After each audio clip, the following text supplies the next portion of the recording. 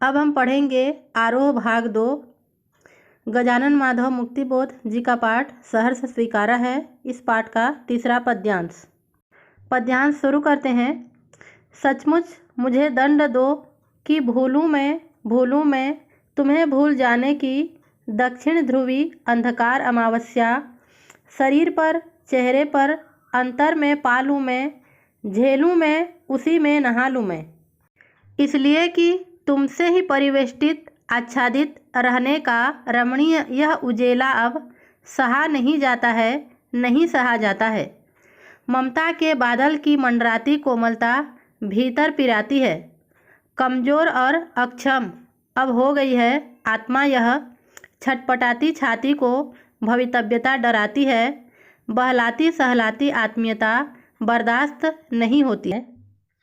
कठिन शब्द का अर्थ देख लेते हैं। सबसे पहला है दक्षिणी ध्रुवी अंधकार अमावस्या। दक्षिणी ध्रुवीय प्रदेश जहाँ सूर्य का प्रकाश नहीं पहुँचता है सदैव अंधकार में रहता है। अतः कवि का जीवन प्रियतमा से वियोग के कारण दुखमय हो जाता है, जिसके कारण कवि ने उसे दक्षिणी ध्रुवी अंधकार अमावस्या का रूपक माना है। अगला है परिवेष्टित माने चारों ओर से घिरा हुआ। आच्छादित माने ढका हुआ या छाया हुआ। रमणीय होता है सुंदर या मनोरम। यहाँ पर शब्द आया है रमणीय उजेला अब, अर्थात स्नेह का मनोरम प्रकाश। अगला है ममता की मंडराती कोमलता। यहाँ पूरा वाक्य है ममता के बादल की मंडराती कोमलता। यहाँ पर बादल को हम अलग कर दिए हैं और ममता की मंडराती कोमलता अर्थात स्नेह का कोमल स्पर्श। बादल यहाँ विपत्ति का प्रतीक है। अगला है भीतर अर्थात हृदय में, मन में, अंतःकरण में। और भवितव्यता माने भविष्य की आशंका। यहाँ पर आत्मीयता शब्द भी है। आत्मीयता माने अपनापन। बर्दाश्त भी है। बर्दाश्त का अर्थ तो आप लोग जान ही रहे हो। बर्दाश्त करना माने होता है सहन करना। अब हम पद्यांश की व्याख्या देखते हैं। सबसे पहले प्रसंग है। इस पद्यांश में कवि अपने प्रिय की आत्मीयता एवं उसके पूर्ण समर्पित कोमल भावनाओं के कारण बहुत व्याकुल है एवं स्वयं को उसका उचित पात्र नहीं समझता। कवि कहते हैं सचमुच मुझे दंड दो कि भूलूं मैं तुम्हें भूल जाने की दक्षिण ध्रुवी अंधकार अमावस्या। इस पद्यांश में कवि कहते हैं कि तुम मुझे ऐसी सजा दो कि मैं तुम्हें भूल जाऊं और तुम्हें भूल जाने की ऐसी सजा पाऊं जो दक्षिण ध्रुव की काली घनेरी अमावस्या के अंधकार की तरह हो। आगे है शरीर पर चेहरे पर अंतर में पालूं मैं, झेलूं मैं उसी में नहा लूं मैं।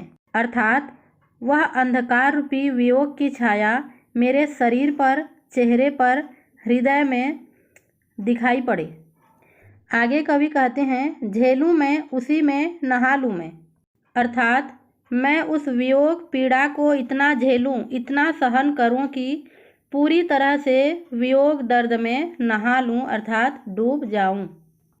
अगला है इसलिए कि तुमसे ही परिवेष्टित आच्छादित रहने का रमणीय यह उजेला अब सहा नहीं जाता है, नहीं सहा जाता है। यहाँ पर रमणीय यह उजेला अब अर्थात तुम्हारे स्नेह का मनोरम प्रकाश। रमणीय उजेला माने स्नेह का मनोरम प्रकाश। परिवेष्टित माने चारों ओर से घिरा हुआ। आच्छादित माने छाया हुआ, ढका हुआ। तो देख लेते हैं इसलिए कि तुमसे ही परिवेष्टित आच्छादित। रमणीय उजेला से शुरू करना है अर्थ को। आगे कवि कहते हैं कि तुम्हारे स्नेह का मनोरम प्रकाश मुझे चारों तरफ से अपने आवरण से ढक लिया है। आगे है सहा नहीं जाता है, नहीं सहा जाता है अर्थात वह अब मेरे लिए असहनीय हो गया है। ममता के बादल की मंडराती कोमलता भीतर पिराती है। कमजोर और अक्षम अब हो गई है आत्मा यह। शब्दार्थ में बताई थी ममता की मंडराती कोमलता अर्थात तुम्हारे स्नेह का कोमल स्पर्श। यहीं से शुरू करना है।